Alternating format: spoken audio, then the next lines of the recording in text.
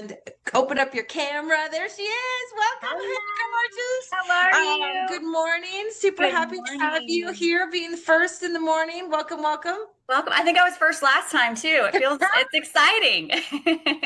So happy to have you here. I'm just going to settle into my excitement because my heart is just racing. My adrenaline is up. I'm full of excitement. It's just a very, very amazing time. And I just want to thank you and mirror you, the amazement of you. Thanks for being here and saying yes to this project.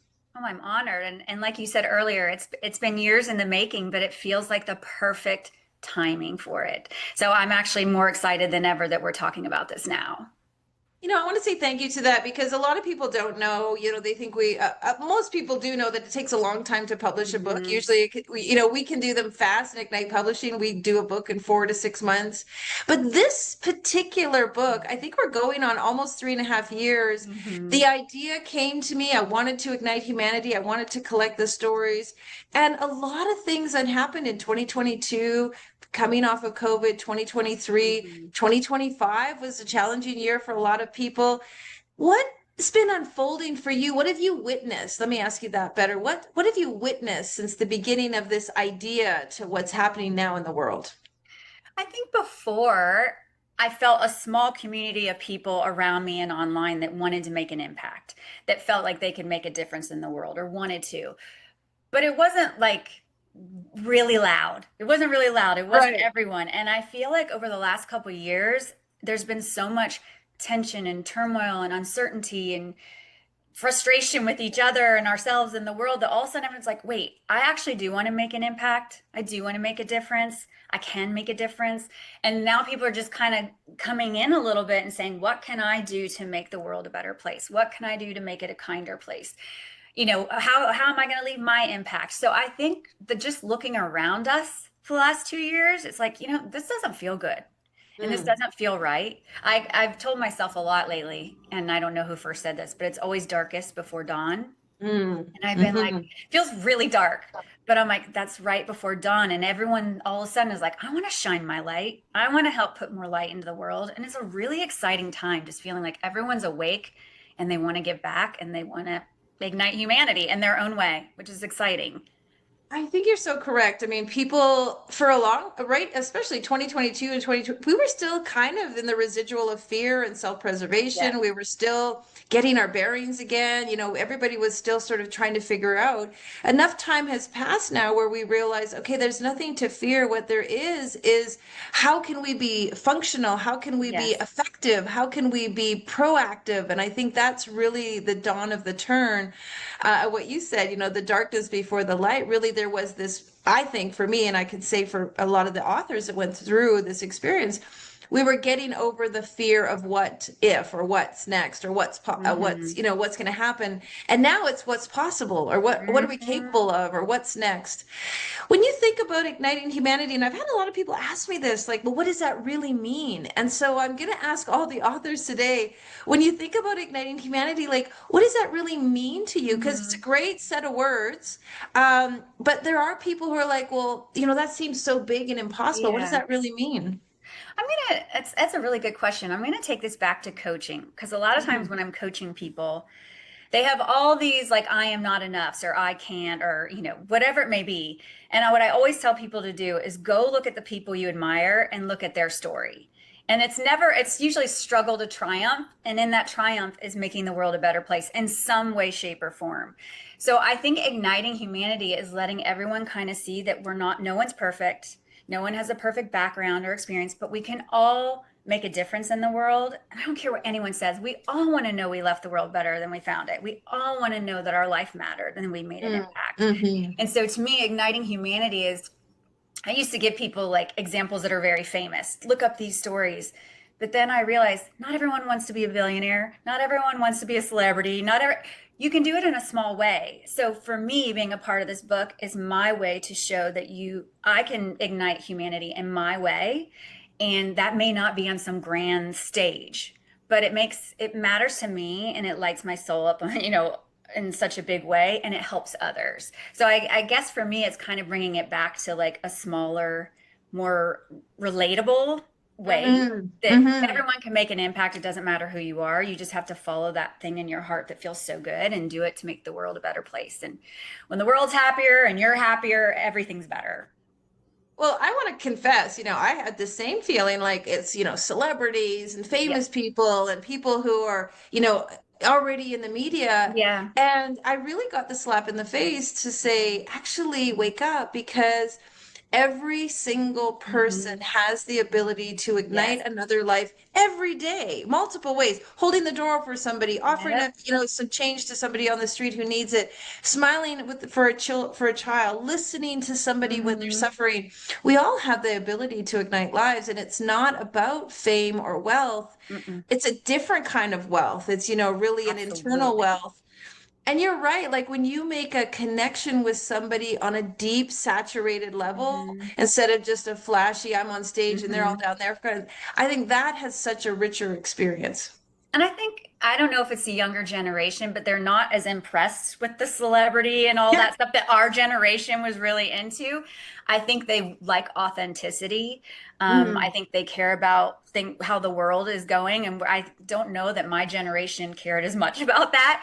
Again, it was more the activists, but I feel like all of a sudden everyone's an activist. Everyone has Mhm. something they care about. Everyone wants to make an impact. So I just think it's a hard time, but it's a really, really exciting time. And as us as individuals can share our story, we'll give hope and faith and confidence and all that to the next generation. And not even the next generation. My story happened in my 30s. So sometimes I'm talking to someone in their 40s that isn't Right. happy and wants to change direction. So I shouldn't say younger generation.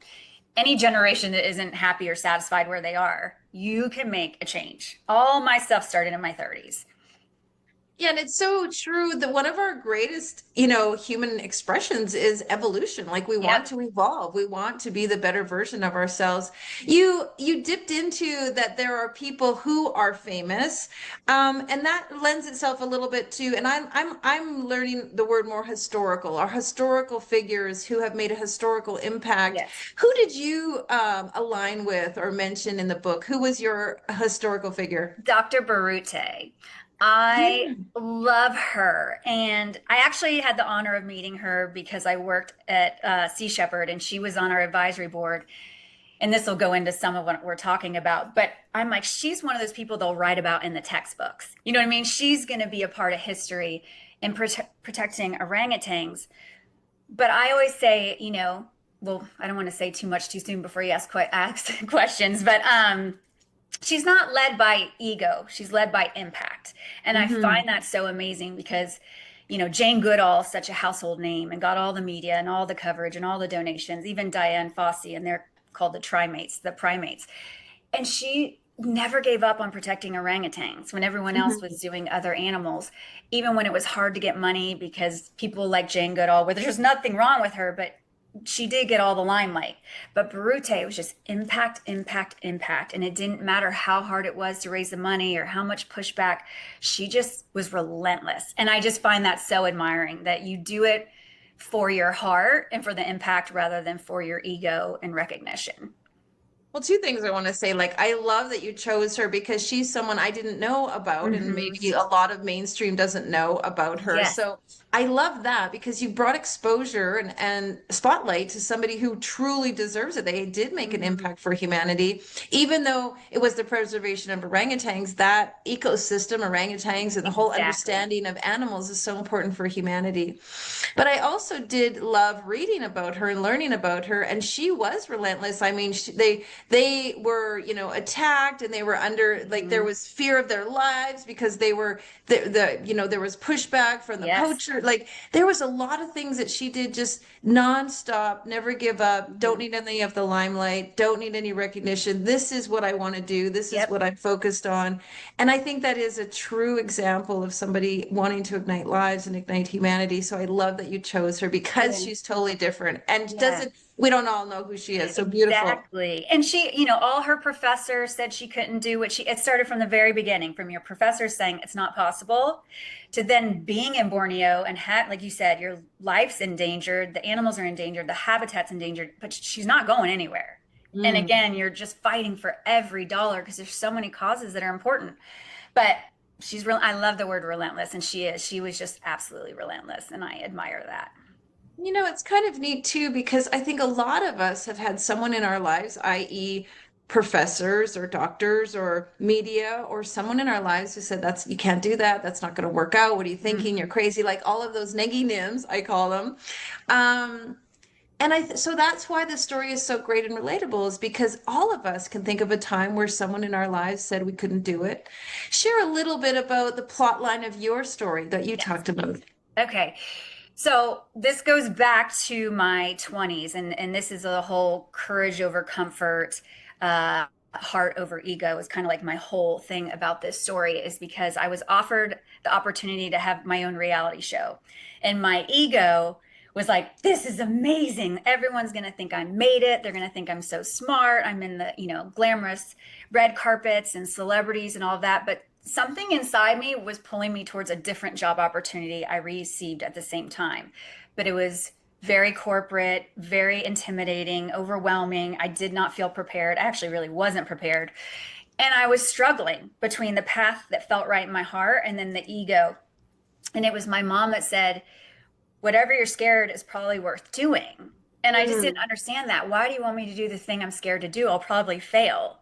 And she's like, that fear is like a signpost. It's not a signal to stop. It's like a signpost saying, go this way. There's something here that really mhm. matters to you. And there's growth and opportunity. Whereas the other thing, nothing against reality stars, but that wasn't my path. And she knew that wasn't my path. I was choosing it because it was comfortable and easy and Mm. exciting. So I did what I was afraid to do. And there was so much struggle and detours and all kinds of things that happened before I got to where I was meant to be. But if I didn't take that first step, I wouldn't have known. And then I had to take another step and another step. That's the other thing I try to tell people is you don't have to make the brave choice once. You have to make it over and over and over. And you Mhm. grow each time and you get stronger and you build that muscle and it becomes a little easier. But it's not a one-time job. And I think that's important too for us to share our stories because it's not all of a sudden one great thing happened and we reached the pinnacle of what we feel like was what we were meant to do. No, there's all these pockets that we're also going to tell you about that we had to choose courage over comfort and heart over ego to make that impact. So I think, throughout the story that I put in the book is all the things that kind of went wrong to get me to where I was meant to be. Golden nuggets, folks. Golden nuggets. Write them down. Like, comfort over our courage over comfort. Like, that's such a good one.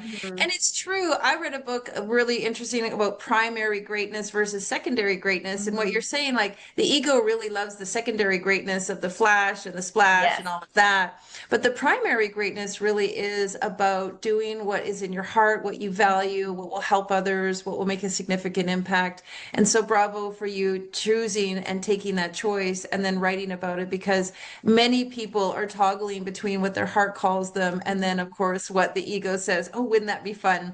So, kudos to you. Very good story. Very, very Thank powerful. you. Love your historical figure. Thank If you. you wanted to share with people who are listening right now, today, in this present moment, is there one word that you feel is truly the essence of what it takes to ignite humanity? Ooh.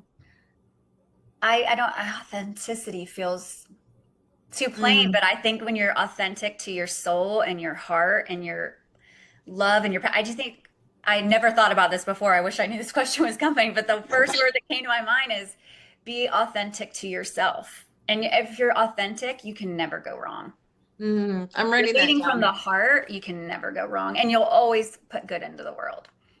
Well, I love that it came to you, because with knowing Yeah, I it, was like, you would that have, is thanks, thought about Jean. it.